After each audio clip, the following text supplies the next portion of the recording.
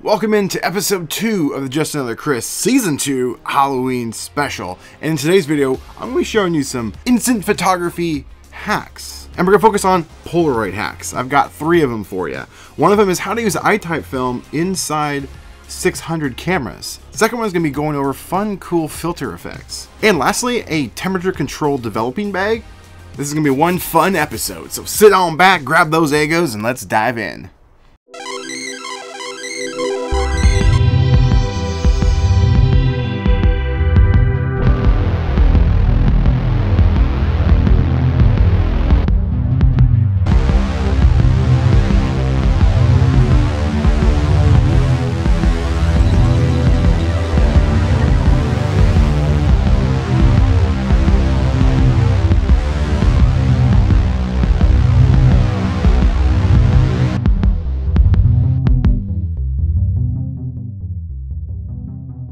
Let's talk about I-type film.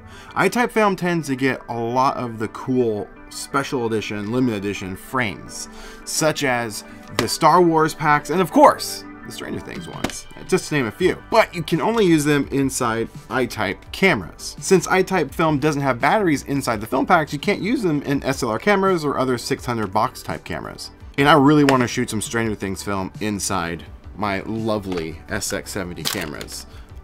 Oh, I love these things. So how do you get this film inside this camera? It's actually pretty easy. There's 2 ways you can go about it. One of the ways is you can use the changing bag. That's this guy right here. No, it's not a shirt. It does look like it has sleeves, but it's not. But this is a dark room, essentially. A portable dark room that you put your film inside of it and you stick your arms through it, and then you can take the film and swap it into an empty 600 cartridge, one that has a battery. That's the most common way you can do it. There is one other method that I do use, and it's can be a little controversial. You know, some people don't like doing this way, but I'm going to show you how to do it anyway. I have had 0 issues with this, but do this at your own risk. What you're going to do is you're going to take an empty cartridge, one that has a battery. You're going to disassemble it. You're going to take it apart, and then you're going to pull the battery out. Then you're going to take some scissors and you're going to trim the corner just a little bit. Then you're going to peel it open. Once you peel it apart, what you're going to do is you're going to take some scissors and you're going to trim it down. Then you're going to take your I-type film pack, open it up, flip it over, and you're going to lay that battery on the bottom. Then you're going to take some packing tape and tape all around the edges of the film pack. And then that's it. You load it into your camera just as you were any other film cartridge, and now you can shoot I-type film inside your SLR or box 600 camera.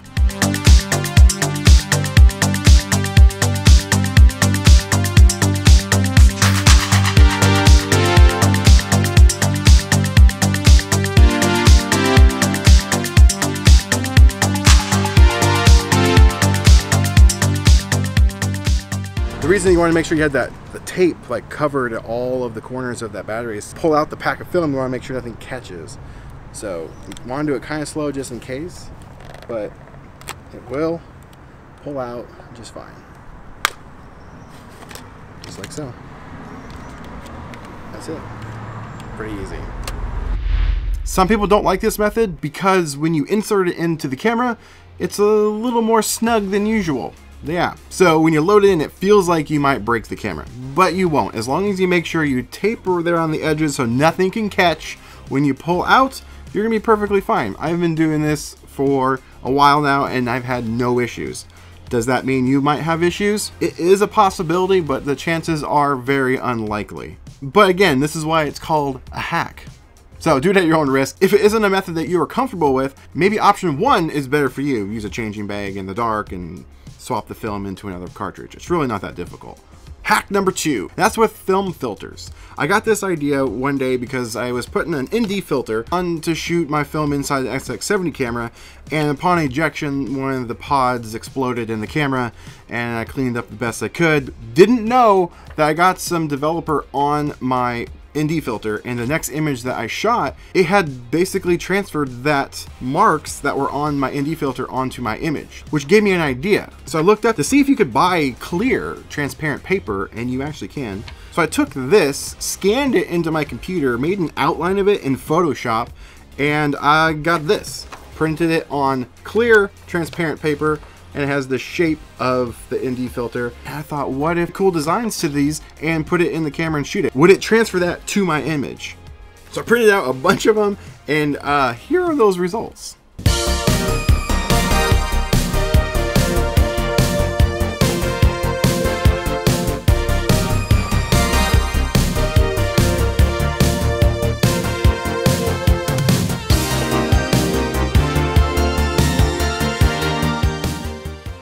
All right, so we're out here. We've got some packs. These are each loaded up with 1 images each. See what we can do before the sun goes away. There's not much sun left. Let's see what we can come up with. What position though? Like, the more awkward.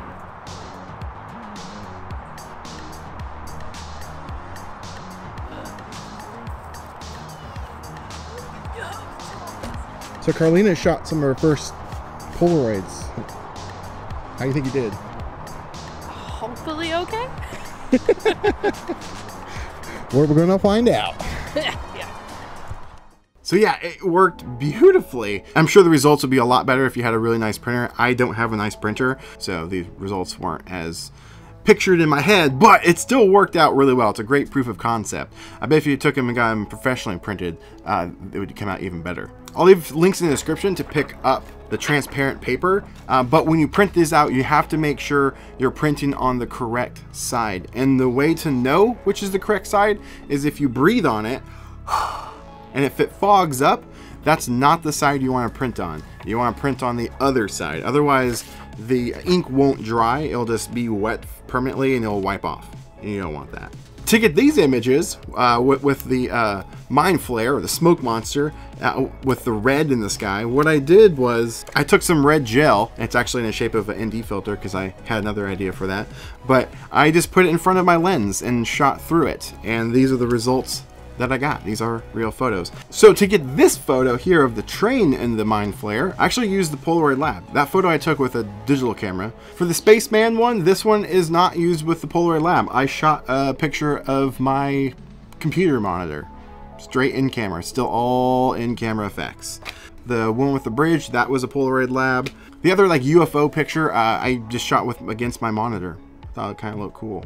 Now there's only one downside to shooting with these filters, is that you're almost committed to shooting the whole pack with that image inside. It's a little tricky to swap out images if you don't want to shoot every photo with that filter on it.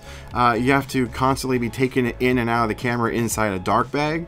Or what you could do is what I did in this video, I preloaded up some packs with 1 picture each with the filters. Very time consuming, but it can be done. And I used a dark changing bag, and I'll leave a link in the description if you want to pick one up for yourself, because otherwise every photo that you take with that pack of film is going to have this image burned into it. If you guys do this, tag me over on Instagram, just_anotherchris. Link is also down below.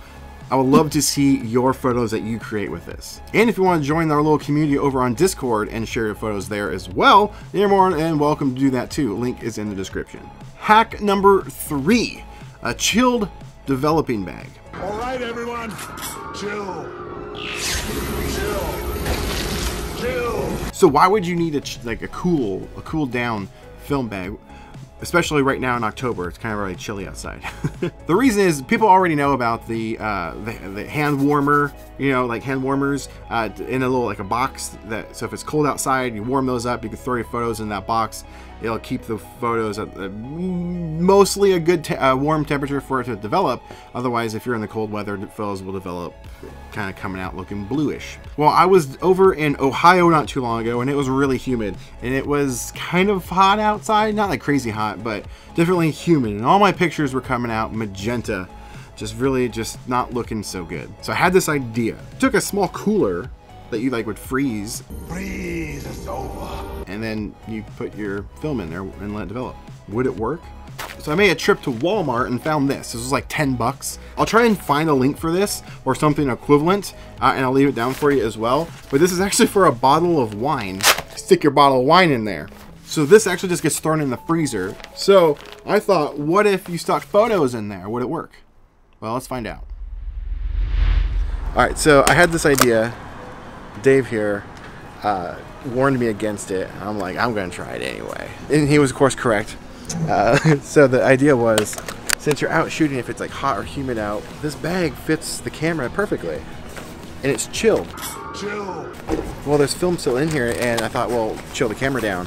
He's like, no, you're gonna get condensation buildup and the lens might fog up. And I was in the car and I put it in there for about 15 minutes, 20 minutes. I was checking it periodically though, and it was fine. But now we're outside, and sure enough, I pull it out of the thing, the lens fogs up, and I can't even see through the viewfinder. Cool party. I make these horrible mistakes so you don't have to. Hopefully there's no long-term effect on the condensation inside the camera. I have a feeling that it should be okay. Just this one time. Don't put your camera in this. So after I take the photo, the photos will just go in here. Just leave it at that. Alright, so I just took a photo, or Dave took a photo. Putting the photo in here, I probably shouldn't leave it in there the entire time and pull it out after maybe 30 seconds. Because it's already pretty cold. I don't want it to get too cold because it'll like turn blue. You have to keep checking on it and pull it in and out a little bit to make sure it doesn't get too cold, because there's no way to control the actual temperature consistently. It'll, you know, change over time. So, but yeah, I think that actually worked out very good. The photo is a little overexposed because I shot it with the Polaroid Now Plus, and if you guys saw my review of that, you know my frustrations with that camera. It might be overexposed though. Stupid camera. I don't get it. I'm gonna email Polaroid. I'm gonna just yell at them politely. Get him. Talk about your cold shoulder. But the color of it's not really magenta. I think it worked out really, really well. I'm really excited to experiment more with this in the hot summer times. But this is I'm really looking forward to experimenting with this more. But if you guys do this, let me know your results. I would love to know what you're doing or your method to improve upon this, because this right here actually worked out pretty well. So those are my 3 Polaroid instant photography hacks. If you want to see more of these hack videos, let me know in the comments below. I do have a few more creative ideas up my sleeve that I would love to share with you. And be sure to tune in tomorrow for episode 3 of the Halloween special season 2. We're talking SLR cameras versus box cameras. What's the difference? Which one's better? Which one should you buy? Can't wait to dive into that topic with you guys. Now get out there, make some art.